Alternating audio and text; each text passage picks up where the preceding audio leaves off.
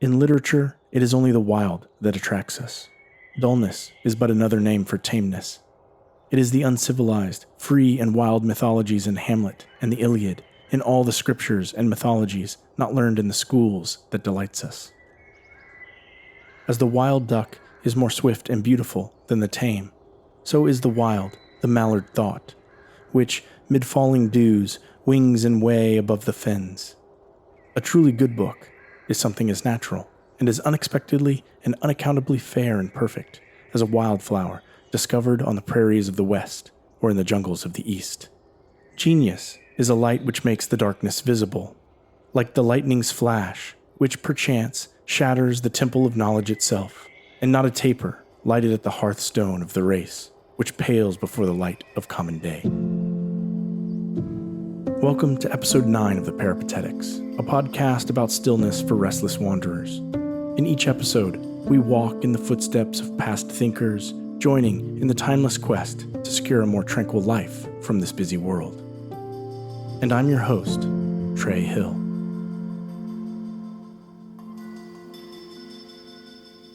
I'm here talking to you these last several weeks only because my 12th grade literature teacher accused me of cheating on a writing assignment. The week prior, I handed in an essay on Alexander Solzhenitsyn's novel, One Day in the Life of Ivan Denisovich. I remember being very proud of it, but Mrs. Julian was dubious of the essay's authorship, so she called me into the hallway for a private conference. If you haven't read it, Denisovich is a remarkably good book, something as perfect as the wildflowers I crouch to study each morning on my walks along the creek. And I credit the genius of that book with making my darkness visible. I recall focusing the essay on Solzhenitsyn's use of tersely described imagery, which tells the story of just one day in the monotonous existence of the wrongfully accused Ivan Denisovich Zhukov, sentenced to a decade inside a Soviet gulag. It's worth noting that I wrote my essay in 1995, just a few years after the fall of the Berlin Wall, and with the Cold War still very fresh in my mind. To me, that novel was the most cinematic thing I'd ever read. But in our hallway meeting, Mrs. Julian confessed that she didn't believe I'd written the essay, because she'd never heard so clear a voice come through a piece of writing by a high school student. "Have you ever considered writing as a career?" she asked. That's when, for the first time in my life, I spoke out loud that dream born while watching Robin Hood in a Singapore movie house 5 years earlier. "I want to be a screenwriter," I told her. Fate is a funny thing. Without her accusation of my cheating, I wouldn't have learned that prior to teaching, she worked as an assistant camera operator in Hollywood. Her ex-boyfriend was a screenwriter. She couldn't have known this, but my unexpressed desire to write had created a terrible friction in my life, between what was expected of me and the life I wanted to make for myself. That tension gathered like a storm on the horizon as the pressure to declare where I would go after high school grew. Then, this improbable piece of Russian literature entered my life at the precise moment when those storm clouds felt most ominous. The book itself charged my atmosphere, alive with parental pressure and personal possibility. Solzhenitsyn's story became the conduit by which my storm and my soil could finally meet. Mrs. Julian's validation of my writer's voice was all it took to discharge all that light and heat that had built up. In a flash of clarity, her support and Zhukov and Solzhenitsyn all collided like a thunderclap. That moment lit up my life, revealing exactly where I needed to aim myself. 10 days after our hallway conference, I came into class to find a stack of a dozen screenplays waiting for me on my desk.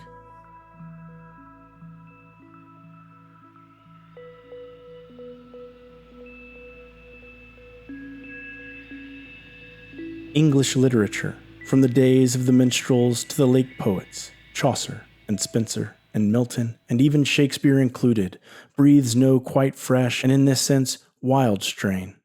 It is an essentially tame and civilized nature reflecting Greece and Rome. Her wildness is a green wood, her wild man a Robin Hood. There is plenty of genial love of nature, but not so much of nature herself. Her chronicles inform us when her wild animals, but not when the wild man in her, became extinct. My first memory of the lake poets comes from Mrs. Julian's classroom as well. William Wordsworth's poem, Lions Composed a Few Miles Above Tintern Abbey. In the poem, the poet revisits a familiar scene from his youth and recognizes in the landscape the source of a tranquility he carried with him through his busy adult life.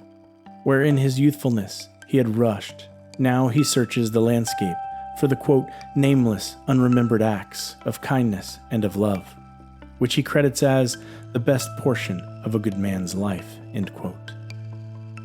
He goes on to write, quote, nor less I trust, to them I may have owed another gift of aspect more sublime, that blessed mood in which the burden of the mystery, in which the heavy and the weary weight of all this unintelligible world is lighted, and that serene and blessed mood in which the affectations gently lead us on, until the breath of this corporeal frame and even the motion of our human blood almost suspended, we are laid asleep in body and become a living soul, while with an eye made quiet by the power of harmony and the deep power of joy, we see into the life of things. Poetry is the most bodily of arts, wrote U.S. Poet Laureate Robert Pinsky in his book Poetry and the World. But his friends who read it took issue with the notion. They felt at least dancing was more bodily an art than poetry. But Pinsky refused to give in, believing that our most meaningful ideas feel true to us long before we have the language to formulate them. He goes on to say, quote, after a while, I realized that for me, the medium of poetry is the column of breath rising from the diaphragm to be shaped into meaningful sounds inside the mouth. That is, poetry's medium is the individual chest and throat and mouth of whoever undertakes to say the poem, a body, and not necessarily the body of the artist or an expert, as in dance. In jazz, as in poetry, there is always that play between what's regular and what's wild, end quote.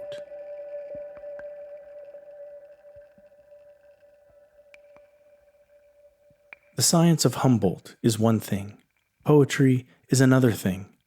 The poet today, notwithstanding all the discoveries of science and the accumulated learnings of mankind, enjoys no advantage of Homer.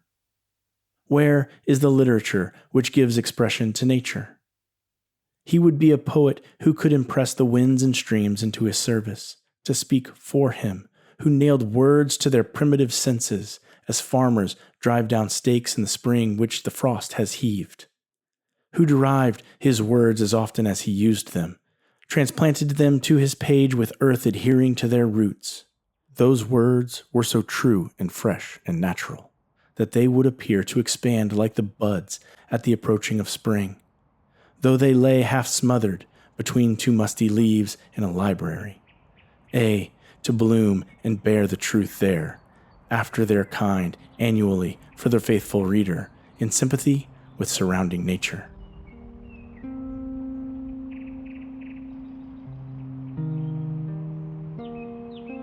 As a species, we have a knack for diminishing any idea that challenges the beliefs that we believe to be bedrock for our identity. At a personal level, this manifests as anything from apathy to willful ignorance. On an institutional level, however, history reveals more aggressive tactics: censorship, character assassination, and erasure. This underscores just how improbable it is that we can credit humanity's emergence from the Dark Ages with the rediscovery of a single work of literature, a poem. 300 years before the birth of Christ, a Greek philosopher named Epicurus arrived at the radical belief that everything, even life itself, was made of infinitesimal, indestructible particles that he called atoms.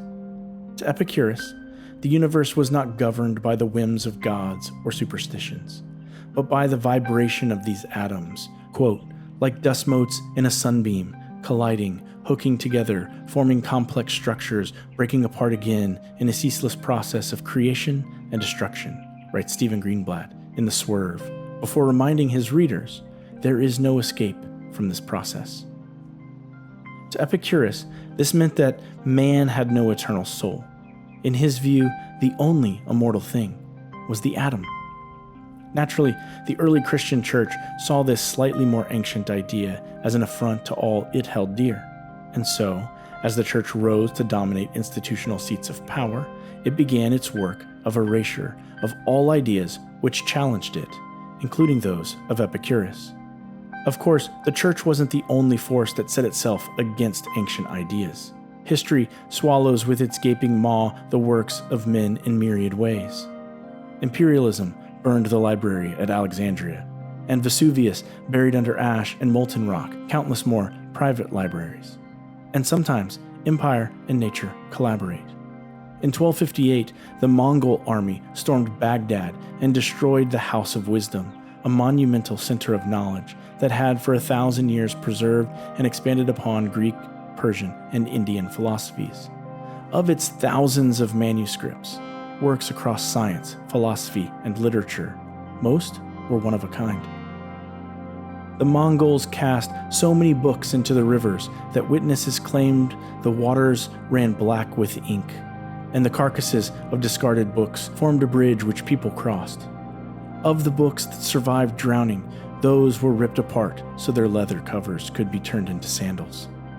Which is to say that in the days before the printing press, it was not so difficult to kill a book or assassinate an entire school of philosophy. Slowly, the slide of time consumed Epicureanism, and what nature did not eradicate, the powerful poisoned by turning a sensitive philosopher into a hedonistic devil. 1,000 years passed, dark days spent in rediscovering slowly all that we once knew, which is how, in a remarkable twist, Poggio Broccolini, a 14th century Italian book hunter, stumbled on a lost text, De Rerum Natura, On the Nature of Things, by the poet Lucretius, and the trajectory of human thought swerved.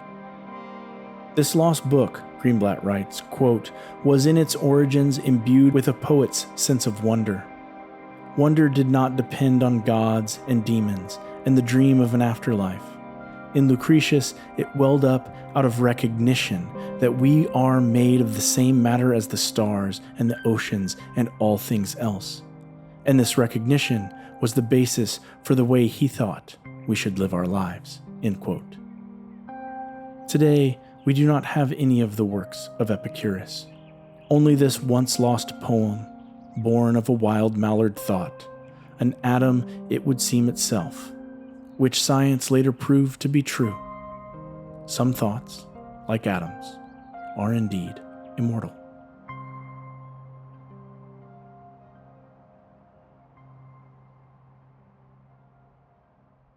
I do not know of any poetry to quote which adequately expresses this yearning for the wild.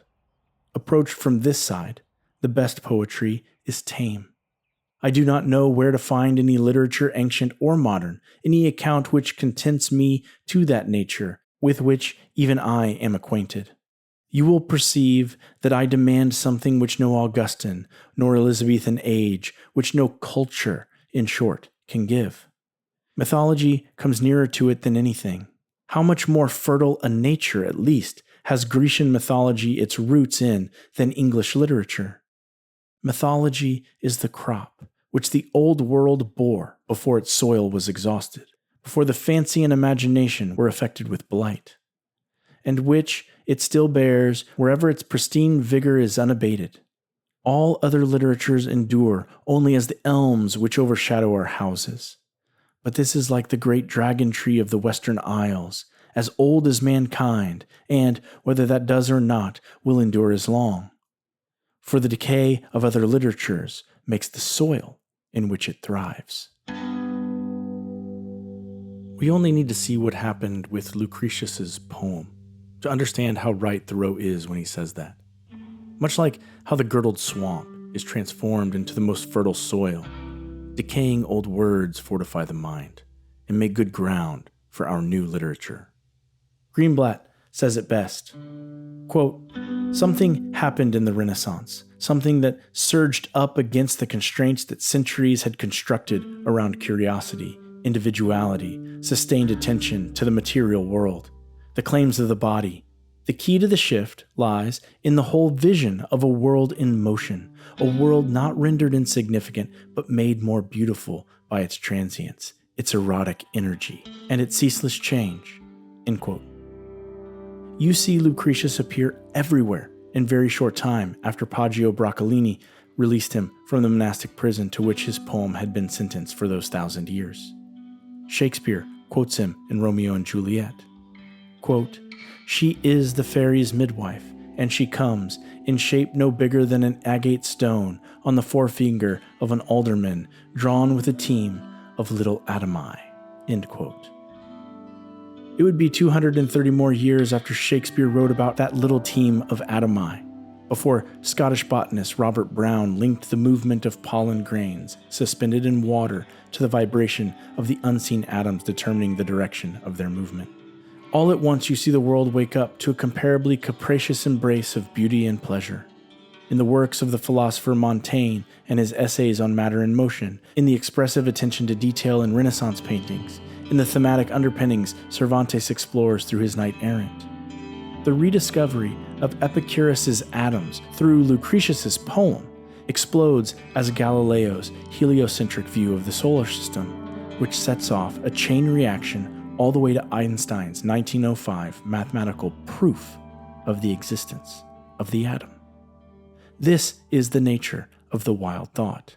It lingers, waiting for the right conditions to resurface and reshape our understanding, to provide us with the thrust to break free of the small orbits of dogmatic thought, which would rather see us remain earthbound.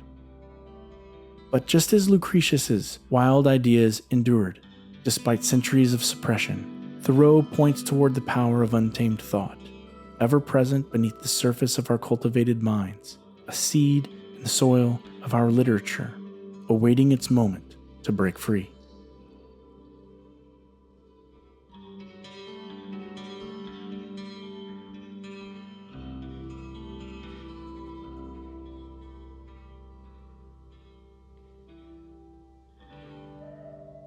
The wildest dreams of wild men even are not the less true, though they may not recommend themselves to the sense which is most common among Englishmen and Americans today. It is not every truth that recommends itself to the common sense. Nature has a place for the wild clematis, as well as for the cabbage. Some expressions of truth are reminiscent, others merely sensible, as the phrase is, others prophetic. Some forms of disease even may prophesy forms of health. The geologist has discovered that the figure of serpents, griffins, flying dragons, and other fanciful embellishments of heraldry have their prototypes in the forms of fossil species, which were extinct before man was created, and hence indicate a faint and shadowy knowledge of a previous state of organic existence. The Hindus dreamed that the earth rested on an elephant, and the elephant on a tortoise, and the tortoise on a serpent. And though it may be an unimportant coincidence, it will not be out of place here to state that a fossil tortoise has lately been discovered in Asia, large enough to support an elephant. And I confess that I am partial to these wild fancies, which transcend the order of time and development. They are the sublimest recreation of the intellect. The partridge loves peas, but not those that go with her into the pot.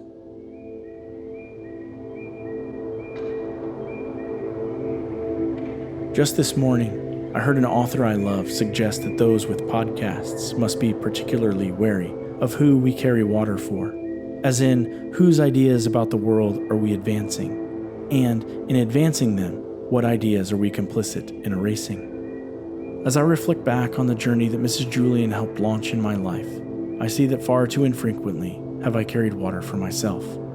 It has taken me a long time to break free of the gravitational pull of my father's wishes for my future, and go orbit a star of my own choosing. Sure, I went off to film school, and I have made a living as an artist and a director my entire adult life.